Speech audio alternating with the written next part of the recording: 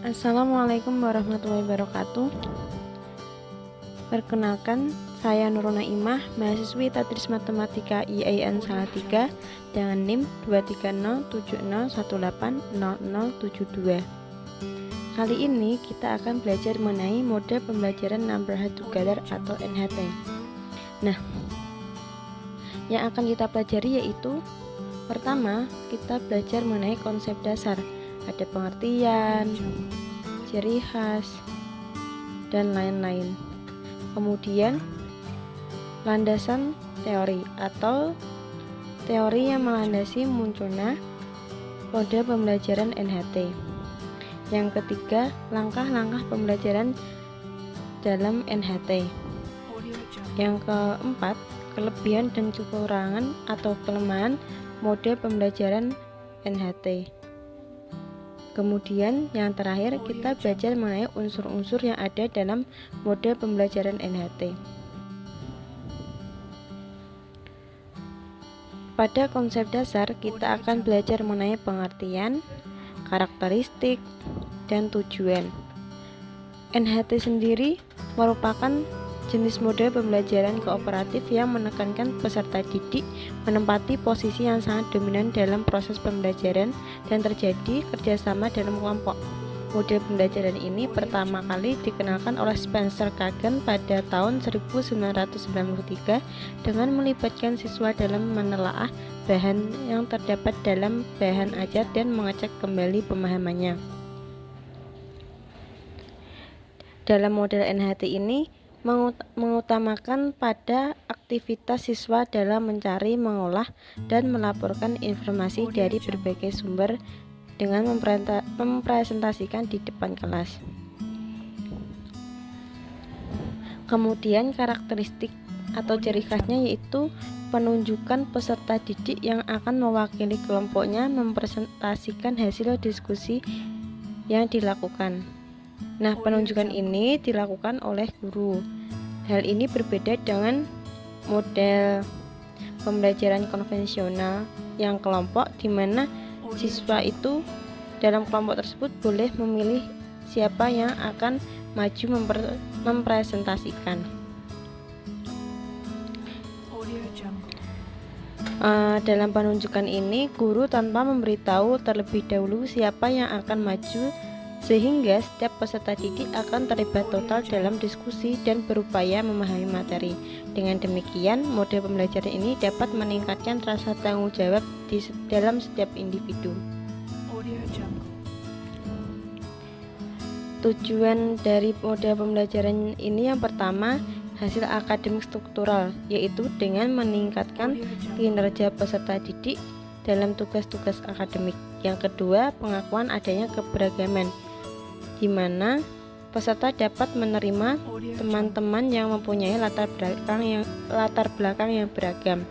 Yang ketiga, pengembangan keterampilan sosial. Keterampilan ini dapat berupa kemauan menjelaskan ide atau pendapat, bekerja dalam kelompok, dan sebagainya. Selanjutnya, kita akan belajar mengenai teori-teori yang melandasi munculnya mode pembelajaran NHT. Yang pertama yaitu teori belajar konstruktivis. Menurut teori belajar konstruktivis, belajar adalah suatu proses organik untuk menemukan sesuatu, bukan suatu proses mekanik mengumpulkan fakta.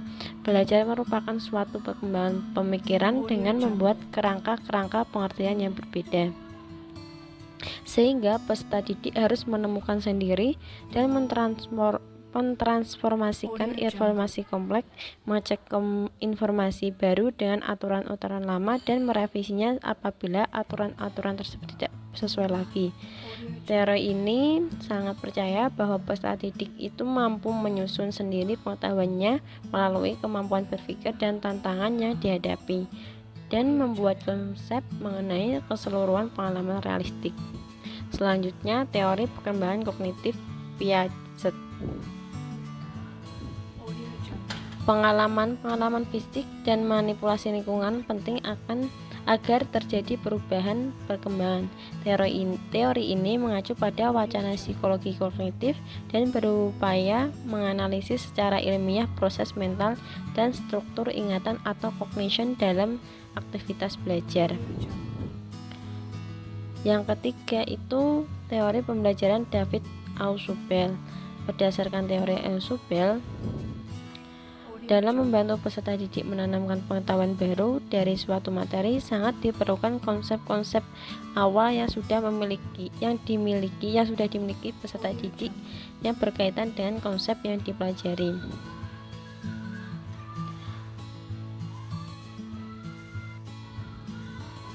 Selanjutnya, langkah-langkah pembelajaran.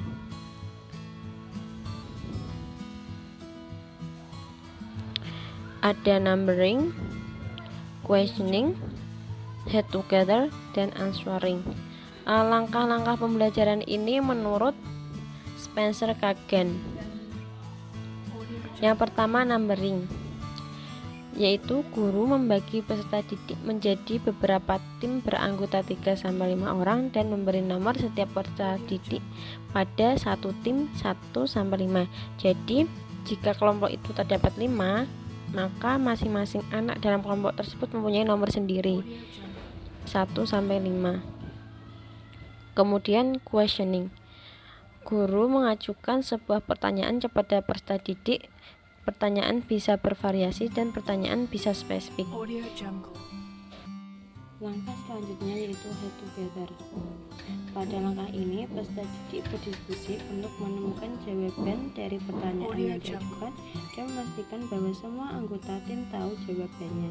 Kenapa? Seperti yang telah dijelaskan sebelumnya, nanti untuk yang mewakili kelompok mempresentasikan hasil diskusi itu ditunjuk oleh guru dan sebelumnya tidak diberitahu siapa yang akan ditunjuk, sehingga setiap peserta didik dari kelompok tersebut harus memahami.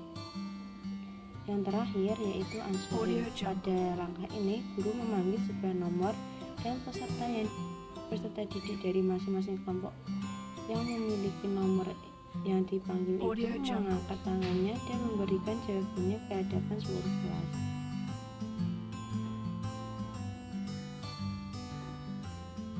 Selanjutnya, kelebihan dan kelemahan model pembelajaran NHT.